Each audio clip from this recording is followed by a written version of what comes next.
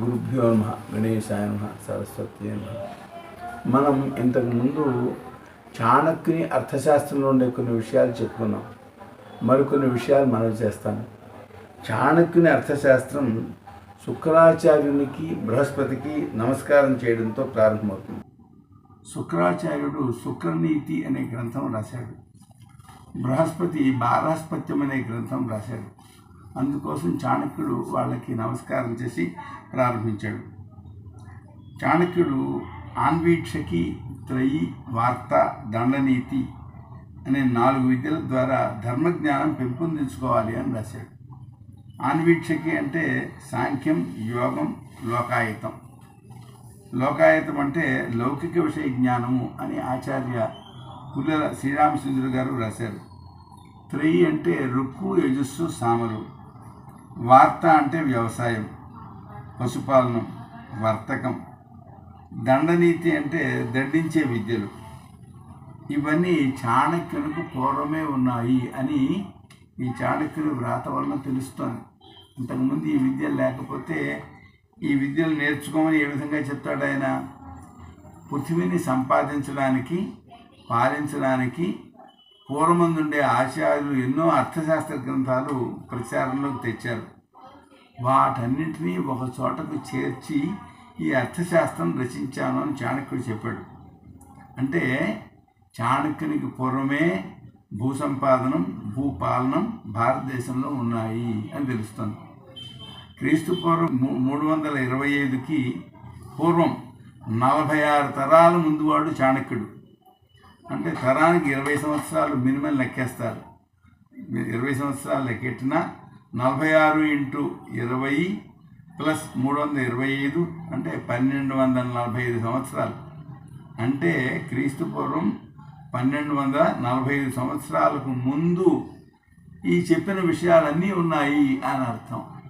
రొమెల్లా థాపర్ గారు తరతరాల భారత చరిత్రలో క్రీస్తు పూర్వం 4వ శతాబ్దికి ముందు 1000 సంవత్సరాలు అంధయుగం ఉంది అంటారు. ఇన్ని శాస్త్రాలు ఉంటే అంధయుగం ఏంటి చెప్పండి. అంతేకాదు ఇప్పుడు ఈ 1245 ఉంది కదా, ప్రస్తుతం క్రీస్తు తర్వాత 2020 సంవత్సరాలు గడిచాయి. అంటే ఇప్పటికి 3270 సంవత్సరాల నాటికి అంతకు ముందు ఇన్ని విద్యలు, ఇన్ని విషయాలు భారతదేశంలో ఉన్నాయి. వీటిల్లో కొన్ని ఇప్పటికీ విద్యలుగా అధ్యయనం చేయటం లేదు. అర్థశాస్త్రాన్ని అందరూ నేర్చుకోవటం లేదు. ఈ సందర్భంలో చాణక్యుడు చెప్పే మరికొన్ని వృత్తాంతాలు కూడా మనం గ్రహించాలి. చాణక్యుడు ఏం ఉదాహరించాడు? దాండక్యో నామ భోజ కామాతు బ్రాహ్మణ కన్యాం అభిమన్యమాన సబంధురాష్ట్రో విననాశ అన్నాడు. దాండక్యుడు అనేటువంటి భోజుడు అంటే భోజవంశానికి చెందినవాడు కామం వలన ఒక బ్రాహ్మణ కన్యను ప్రేమించిన వాడి కామం వలన తన బంధువులతో, రాష్ట్రంతో నాశాన్ని పొందాడు అని అన్నాడు. అంటే ఇక్కడ ఏదో పెద్ద ఆ దాండక్యునకు అవతల ఆ కన్యకు సంబంధించిన బంధువులకు ఏదో గలాట జరిగింది, దానివల్ల అతను నాశాన్ని పొందాడు అని. కనుక కామం అనేది రాజుకి పనికి రాదు. మన కామం అంటే 2 రకాలు. తన భార్యతో ప్రేమగా ఉండడం ఒకటి, దీన్ని శాస్త్రం అంగీకరిస్తుంది. ధర్మ అవిరుద్ధమైన కామాన్ని నేను అని చెప్పని శ్రీకృష్ణ భగవానుడు చెప్పాడు. అలా కాకుండా ఇతరుల యొక్క స్త్రీలను అపహరించడము అనేటువంటిది అది దోషం, అది కాముకత, మంచిది కాదు. అది అటువంటి దానివల్ల ఇతరుడు నాశాన్ని పొందాడు అని. అలాగే కరాలశ్చ వైదేహ కోపాత్, విదేహ వంశానికి సంబంధించిన కరారుడు కోపం వల్ల నాశాన్ని పొందాడు. లోభాదైల చాతుర్వర్ణ్యం అత్యాహారయమాణ, ఐరుడు లోభం వలన 4 వర్ణాల వారిని కూడా మరి అంటే 4 వర్ణాల వారికి సంబంధించినటువంటి వస్తువుల్ని అపహరించి నష్టాన్ని పొందాడు. సువీర వంశానికి చెందిన అజబిందువు లోభం వలన నాశాన్ని పొందాడు. మదాతు దంభోద్భవ భూతావమాని, మదం వలన దంభోద్భవుడు అనేటువంటి ఆయన ప్రాణులను అవమానించి నష్టపోయాడు. వృష్ణి సంఘశ్చ ద్వైపాయనం, వృష్ణుల యొక్క సమూహం, వృష్ణులు అంటే యాదవులు, వాళ్ళ సముదాయం ద్వైపాయన వ్యాసుని అవమానించి నష్టపోయింది అని చెప్పాడు.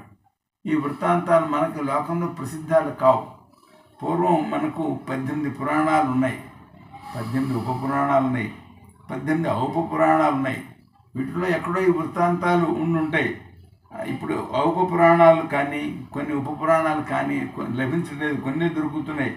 కనుక పై వృత్తాంతాలు ఎక్కడున్నాయి అనేది వెతకాలి. అయితే చాణక్యుని వచనాల్లో మనకేం తెలుస్తుంది?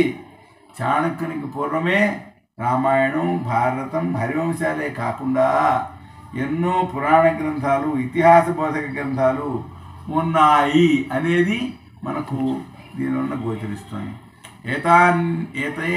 ఏతే చాన్యే చ బహవః శత్రు షడ్వర్గమాశ్రితాః సబంధురాష్ట్రా రాజానో వినేషు అజితేంద్రియాః శత్రు షడ్వర్గముత్సృజ్య జామదగ్నియో జితేంద్రియః అంబరీషస్య నాభాగో బుభుజాతే చిరం మహీం.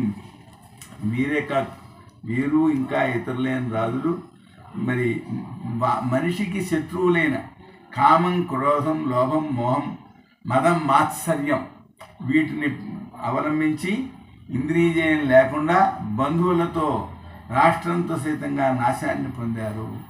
జమదగ్ని కుమారుడైన పరశురాముడు అతడు ఈ చెప్పిన శత్రువు వర్గాన్ని జయించాడు. అంటే బయట శత్రువులే కాదు, లోపల శత్రువుల్ని కూడా జయించాలి. ఈ లోపల శత్రువుల్ని వీళ్ళు హరి షడ్వర్గము అంటారు. కామక్రోధ, లోభ, మోహ, మదమాత్సర్యాలు అన్నమాట. వీటిని జయించాడు. జయించడం వలన ఆయన తన కాలంలో ఉండేటువంటి పరిపాలకులను జయించగలిగాడు. అలాగే అంబరీషుడు, నాభాగుడు వాళ్ళు కూడా హరిషడ్వర్గాన్ని జయించి చిరకాలం భూమిని పాలించగలిగారు. కనుక పరిపాలకుడైనటువంటి వాడు ఈ శత్రువర్గానికి లోబడకూడదు అని చెప్పాడు. చూసారా ఎంత మంచిది చెప్పాడు. అలాగే వృత్త చౌల కర్మ లిపిం సంఖ్యా నుంచి ఉపయోగించీత. చౌలకర్మ అయినవాడు లిపిని, గణితాన్ని అభ్యసించాలి అని చెప్పాడు ఆయన. చిన్నపిల్లాడికి చౌలం చేస్తారు. చౌలం చేయడం అంటే మొట్టమొదటి జుట్టు తీయడం. ఆ జుట్టు తీసినప్పుడు అప్పటి నుంచి లిపి నేర్చుకోవాలి, గణితం నేర్చుకోవాలి.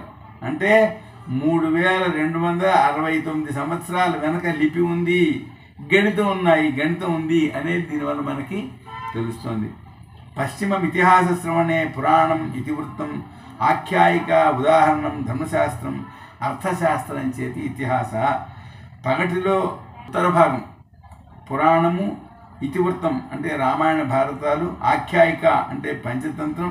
వీటిని ప్రభు అయిన వాడు వినాలి అని చెప్పాడు. ఆయన ప్రభు అయిన వాడు వినాలంటే మన వాళ్ళు ఏం చేసేవారు? దేవాలయాలకు కొంత దానం చేసి సాయంకాలపు వేళ జనానీకానికి అందరికీ కూడా విశ్రాంతిగా ఈ రామాయణం, భారతం, పురాణాలు వినిపించే ఏర్పాటు చేసేవారు. నేను మచిలీపట్నంలో నాగేశ్వర స్వామి గుడి చూశాను. ఆ గుడిలో ప్రతిరోజు సాయంకాలం రామాయణం, భారతం ఏదో చెప్తూ ఉండేవారు. దానికి నిధి ఉందన్నమాట. కొంత డబ్బు ఏర్పాటు చేశారు లోగడ.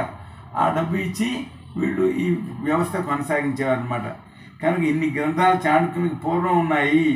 అధ్యయనం చేసేవారు, శ్రవణం కూడా చేస్తుండేవారు. ఇవి ప్రాచీనమైనటువంటి విద్యలు. ఒకటి. ఇంకో అంశం